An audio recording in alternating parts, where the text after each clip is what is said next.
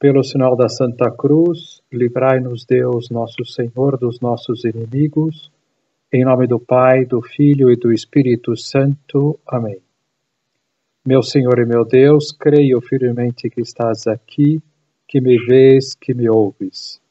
Adoro-te com profunda reverência. Peço-te perdão dos meus pecados e graça para fazer com fruto esse tempo de oração. Minha Mãe Imaculada, São José, meu Pai e Senhor, meu anjo da guarda, intercedei por mim. E nós vamos considerar de modo concreto o discurso famoso de Nosso Senhor das Bem-aventuranças, nessa primeira meditação, e depois um ensinamento também muito importante para todos nós, que nos leva a pensar em muitos aspectos práticos para a nossa vida, que é aquele onde Nosso Senhor nos fala que estamos chamados a ser sal e luz no meio do mundo, que aliás até é o título do recolhimento. Então o autor, para dar um contexto do sermão das bem-aventuranças, que está descrito no capítulo 5 de São Mateus, e também São Lucas e São Marcos, na verdade só esses dois evangelistas, São Mateus e São Lucas, que falam desse sermão, e São Lucas também está lá nos primeiros capítulos. E esse autor vai dizendo assim: estamos no início da vida pública de Nosso Senhor. Tudo na obra de Jesus obedece a um plano sistemático e perfeito. Embora às vezes seja difícil para nós compreender o fio que nos guiará na história de sua vida. Suas palavras, seus milagres, suas manifestações até agora têm sido como uma preparação para o que ele vai dizer nesse sermão. Então, tudo que Cristo faz tem plano. Nada é por acaso, nada é improvisado. Nosso Senhor, ele vai começar a sua vida pública, nós sabemos, em primeiro lugar, fazendo penitência, aqueles 40 dias de penitência no deserto.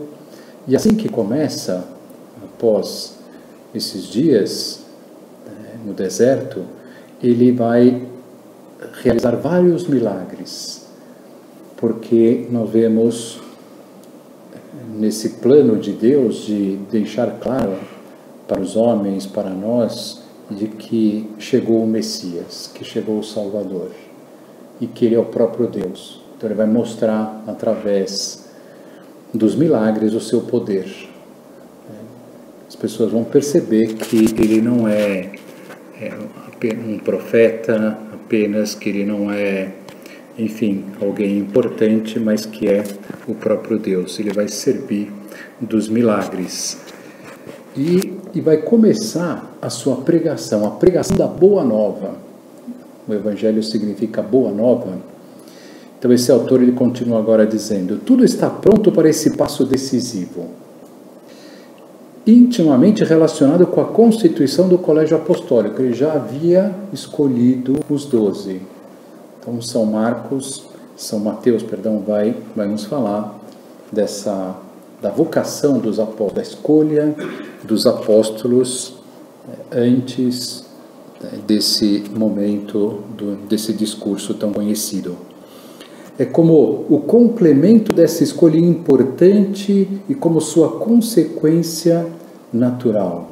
Os apóstolos precisavam agora de um resumo da doutrina do seu mestre. Tudo estava começando e eles precisavam se inteirar o que esse Messias vem nos ensinar, o que ele vem nos mostrar.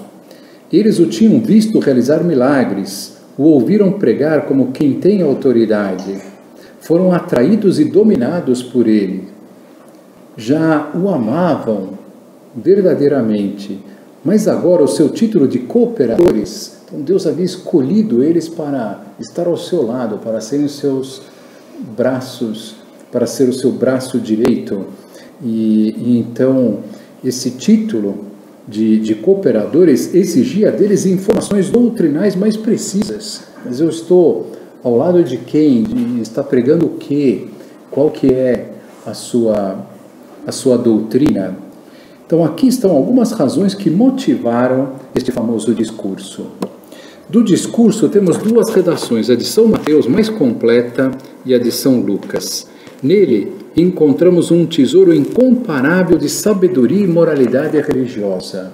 Então vai dando pinceladas, nós vamos perceber nas palavras de Cristo nesse sermão uma sabedoria impressionante, uma verdade perene, transformadora, uma moralidade religiosa com o que todos os séculos têm sido chamados de pérola dos discursos evangélicos. Não há frase ou palavra que não tenha o selo da originalidade, da verdade absoluta, da concepção mais sublime, do sentimento mais admirável.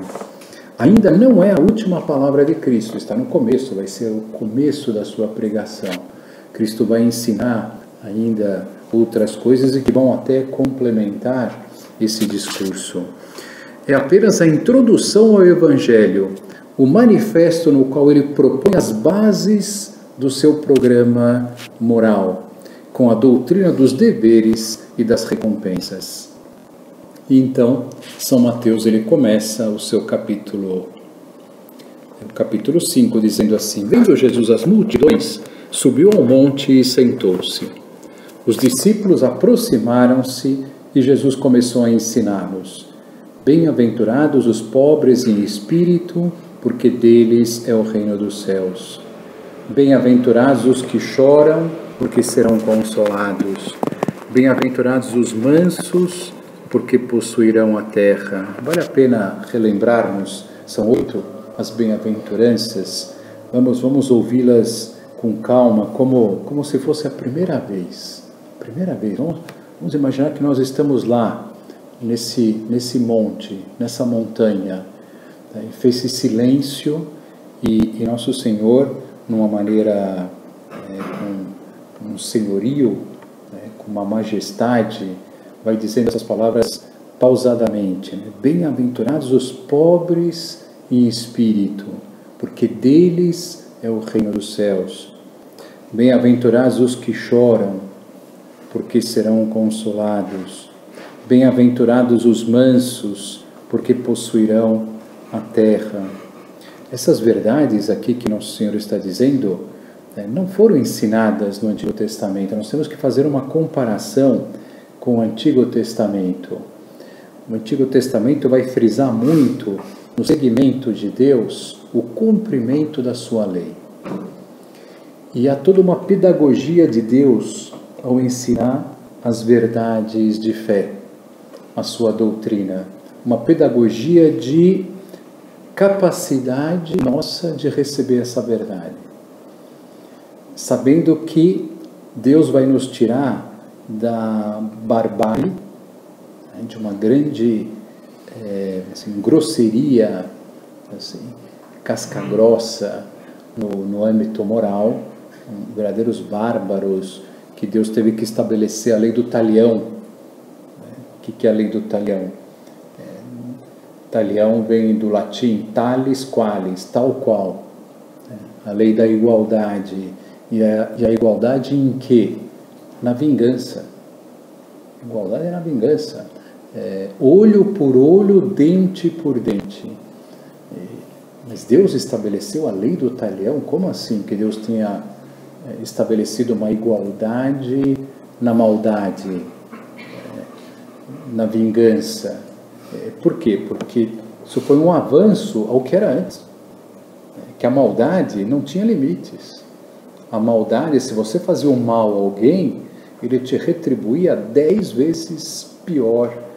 Ele reagia com uma maldade 10 vezes pior, 100 vezes pior. Então, Deus ele teve que, ajudando os seus filhos a crescerem espiritualmente, estabelecer essa lei, a lei do talião. E agora Imagina, Nosso Senhor agora está falando de verdades, e isso é uma característica da revelação, do auge da revelação, é falar do coração. No Antigo Testamento até aparecia a palavra coração, mas também nessa pedagogia os homens não estavam preparados para a melhoria interior. Tudo tinha que começar pelo exterior e ainda eram coisas muito sérias que eles faziam, coisas terríveis e coisas drásticas no comportamento. Então nem dava para falar do coração, imagina, estavam muito longe ainda de poder. Mas aqui Nosso Senhor ele vai falar ao coração, os pobres em espírito, os mansos, os que choram, os que sentem essa dor no coração, os que têm fome e sede de justiça, esse desejo de justiça dentro da sua alma. Então, os mansos possuirão a terra, os que têm fome e sede de justiça serão saciados, os misericordiosos alcançarão misericórdia, os puros de coração verão a Deus. Os puros de coração, o coração, Nosso Senhor está falando ao coração. Os que promovem a paz serão chamados filhos de Deus. E por fim, essa bem-aventurança com relação à perseguição. Todos aqueles que forem perseguidos por causa da justiça, em meu nome, todos aqueles que forem injuriados, perseguidos, e mentindo e disserem todo tipo de mal contra vós por causa de mim, alegrai-vos e exultai, porque será grande a vossa recompensa nos céus. O que Cristo está querendo ensinar através dessas palavras? Olha, podemos dizer muitas coisas. É possível fazer um tratado sobre as bem-aventuranças, olhá-la sobre diversos aspectos. Um aspecto que é muito conhecido das bem-aventuranças é a doutrina, o ensinamento de Cristo sobre a felicidade. Porque todas elas vão começar com essas palavras, bem-aventurados. E a bem-aventurança, no fundo Deus ele está falando assim, Jesus está falando assim, olha, felizes sereis, felizes os pobres em espírito, porque deles é o reino. Só que a bem-aventurança é uma palavra utilizada para o céu, os bem-aventurados. Ou seja, aqui Deus está falando de uma felicidade muito grande, muito grande. Você quer ser feliz, mas muito feliz, seja pobre em espírito, seja manso, procure a mansidão no teu coração, que além de possuir a terra, você alcançará o céu e será imensamente feliz aqui na terra. Bem-aventurados os que têm fome e sede de justiça, felizes esses que seguem os meus caminhos, que no fundo também Jesus vai falar assim, olha, tudo isso aqui é o que eu vou viver e quero que todos passem a viver junto comigo. Outra perspectiva que eu gostaria de comentar nessa meditação é que as bem-aventuranças, elas são promessas consoladoras. Todas elas nos falam de um consolo. Bem-aventurados sereis aqueles que... Bem-aventurados sereis todos esses que viverem assim, serão consolados. E então Jesus ele faz uma promessa de felicidade, de consolo diante de cada sofrimento humano nas bem-aventuranças. Também faz promessas para aqueles que procuram fazer o bem, para aqueles que procuram ser justos, honestos, bondosos, porque muitas vezes vocês não pensam assim, será que vale a pena? Será que vale a pena ser cristão? Será que vale a pena seguir os ensinamentos de Cristo? Muitas vezes a gente olha para o mundo e fala, meu Deus do céu, dá a impressão que eu sou louco aqui, quem é louco sou eu, diante de um mundo tão afastado que mostra o contrário. O mundo vai dizer, bem-aventurados os espertos, porque deles será o reino da terra. Você quer conquistar a terra, quer ser poderoso, aqui seja esperto. Bem-aventurados os que procuram o prazer nessa vida, porque vocês aí sim vão encontrar a felicidade. Bem-aventurados, e é o contrário do que Jesus está dizendo aqui, né? Bem-aventurados os que choram, né? Bem-aventurados os que são perseguidos. Puxa vida, né? Mas que belas são essas palavras de Cristo, fazendo as promessas consoladoras. Os que choram serão consolados. Serão consolados. Os que têm fome e sede de justiça serão saciados. Os misericordiosos alcançarão misericórdia. Não ficará em vão. Ter um coração bom, um coração que compreende, um coração que perdoa uma e muitas vezes alcançarão misericórdia. Todas as bem-aventuranças, nós podemos olhar sobre esse livro, são extremamente consoladoras e dão uma esperança que nenhuma realidade humana, nenhuma ciência, nenhuma filosofia, nenhuma terapia pode dar a nós. Quando Cristo fala, né, bem-aventurados os que choram porque serão consolados, Deus falando isso, isso tem uma força que nenhum livro de autoajuda vai te dar, né? Aguenta aí que é isso aí, né? Vai em frente, né? Você está chorando, né?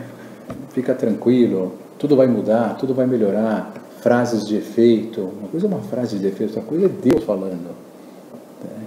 E o que vai acontecer, né, se nós chorarmos? Então nós podemos dividir as promessas e consolações das bem-aventuranças em dois grupos.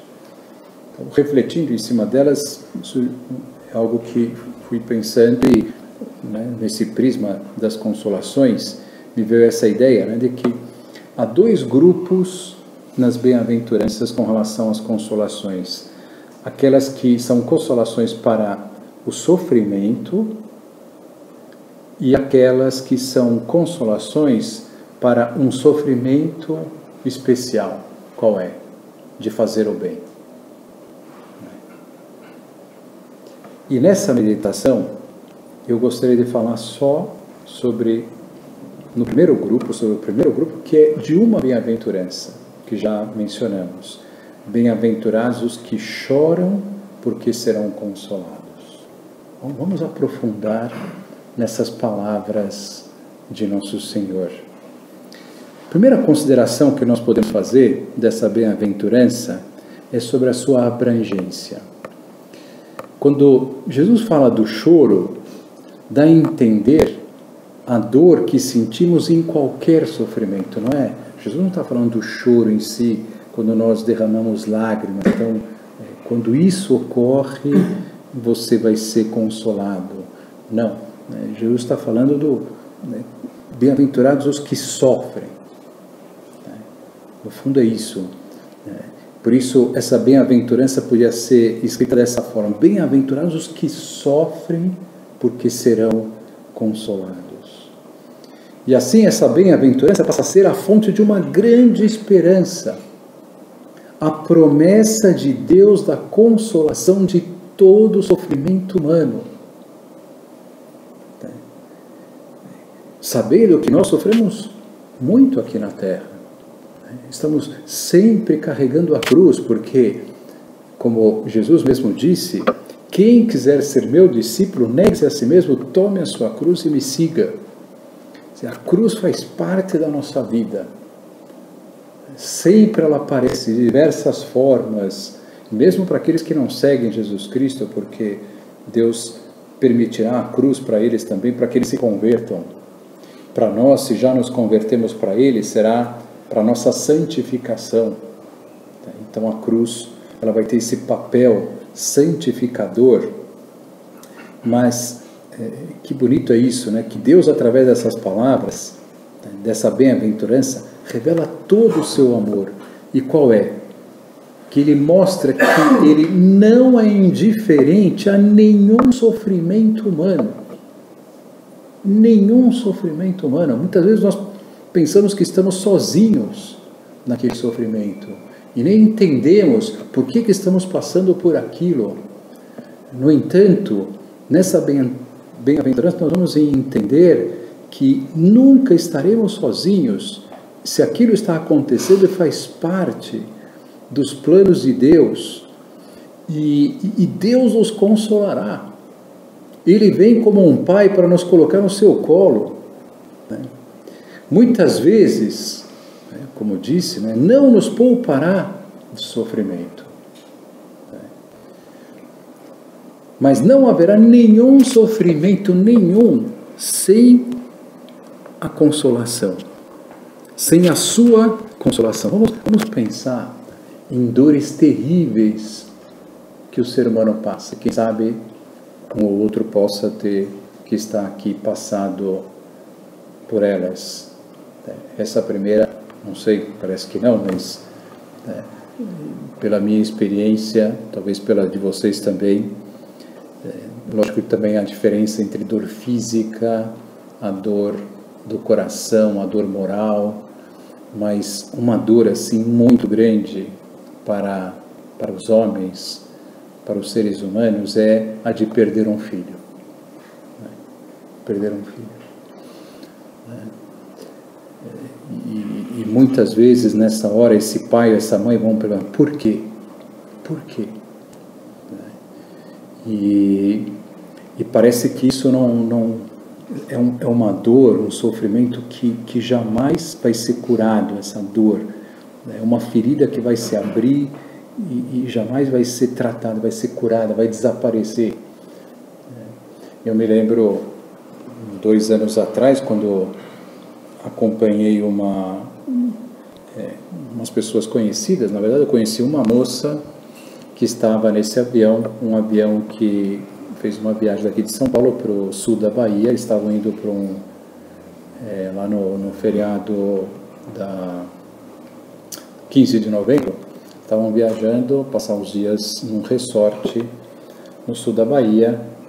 Eram umas 8 pessoas que estavam dentro do avião, amigos, casais, e esse avião, ao pousar, começou a pegar fogo.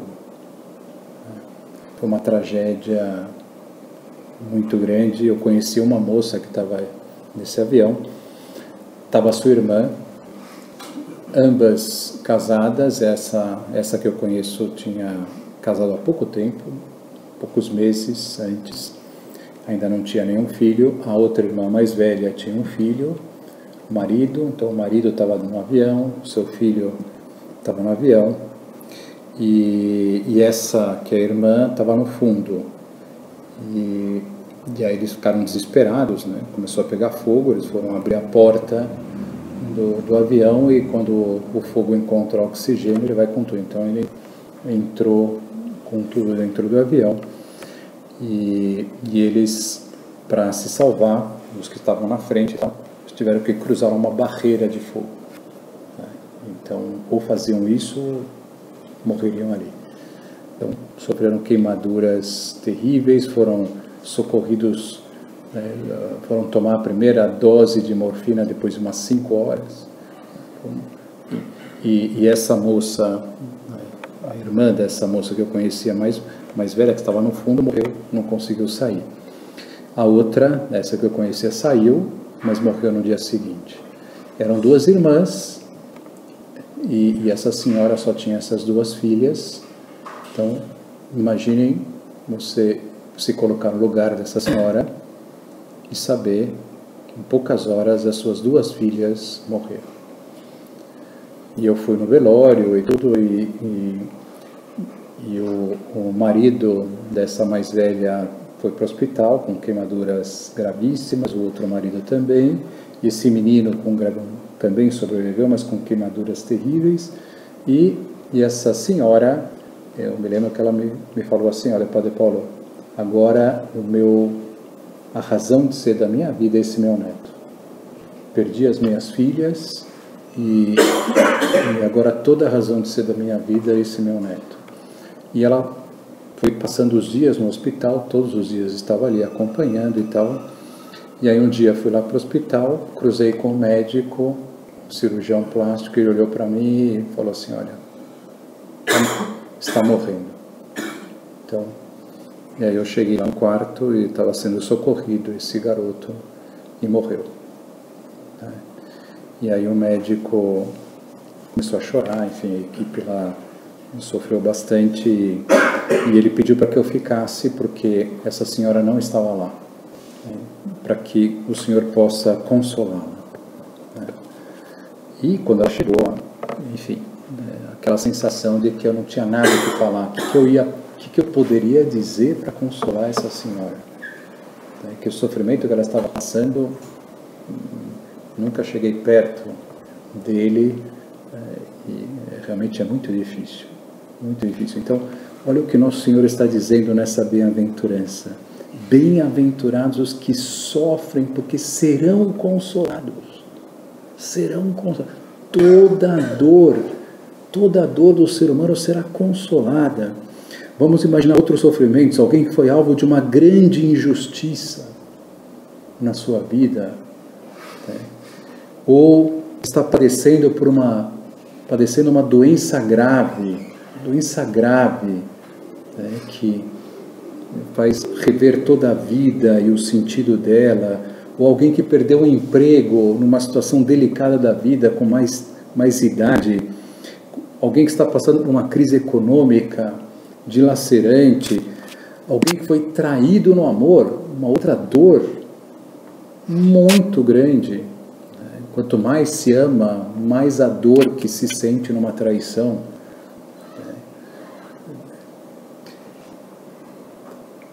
Deus consolará todo o sofrimento. Deus, saiba quem sofre, todos nós sofremos, seja qual for a nossa dor, Deus nos encherá de mimos, nos colocará no colo, nos encherá com o seu amor. Não sabemos como fará isso, não é da forma como nós pensamos. Talvez passe, Deus vai dando esses consolos, de maneira, enfim, de acordo com a sua sabedoria.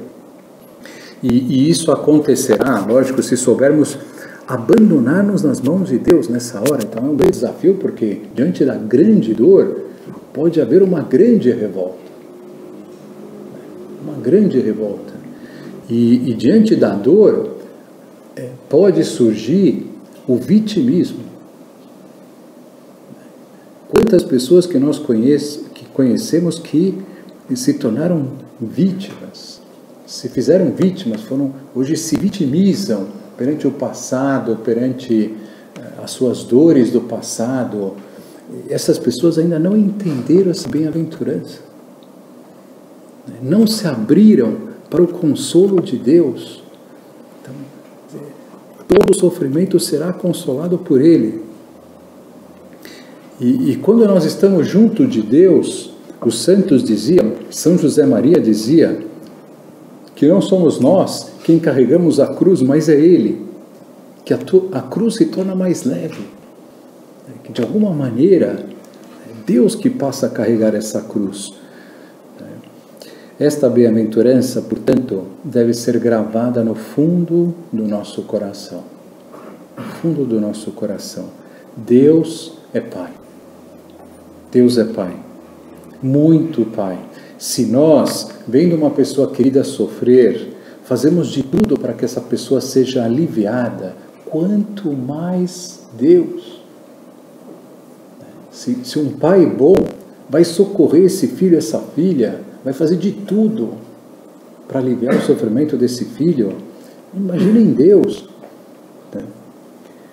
Não há nenhum fio de cabelo da nossa cabeça, Cristo vai nos dizer, que caia sem o seu consentimento, sem que Ele saiba.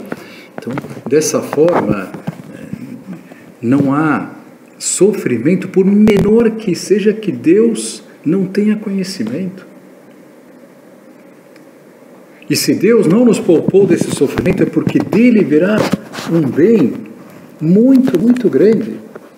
Santo Agostinho dizia que Deus dos males tira bens. E dos grandes males, grandes bens. Esse é o plano de Deus. Esse é o plano de Deus. É um mistério. Por que Deus permitiu essa senhora perder a descendência dela? Perdeu a descendência. Pelo menos... bom, de fato perdeu. Por quê? Por quê? Mas virá um bem. Virá um bem. E se o sofrimento for grande como esse, um grande bem. Esse sofrimento jamais, também, outra promessa de Deus, nós sabemos isso, que jamais será maior do que as nossas forças. Deus é Pai. Deus é Pai. E a verdade mais bela de todas é essa. Este sofrimento não ficará sem consolo. E terá o melhor de todos os consolos, que é o consolo de Deus. Então vamos terminar essa meditação. Nós vemos como a palavra de Deus, ela é extraordinária. Como faz um bem para a nossa alma. Como nós precisamos aprofundar mais. Quem sabe nós nunca pensamos no que refletimos hoje aqui. Nunca pegamos uma bem-aventurança ou entramos nesse mistério dessas palavras, desse sermão, para tirar frutos para a nossa alma. E a verdade é essa, que a palavra de Deus, ela vem, como Nossa Senhora ela disse numa ocasião, ela é derramada para que ela volte para o céu, dando o seu fruto, dando um grande fruto para nós. Vamos pedir a Nossa Senhora, assim, terminamos essa meditação, que ela nos dê uma alegria de conhecer a sua palavra, a palavra do seu Filho, e que ela possa transformar a nossa vida, a nossa alma, e de modo concreto, que essa bem-aventurança seja gravada no fundo da nossa alma e seja uma fonte de consolo diante de toda a dor, de toda a cruz que passarmos nessa vida. Dou-te graças, meu Deus, pelos bons propósitos, afetos e inspirações que me comunicaste nesta meditação. Peço-te ajuda para os pôr em prática. Minha Mãe Imaculada, São José, meu Pai e Senhor, meu anjo da guarda, intercedei por mim.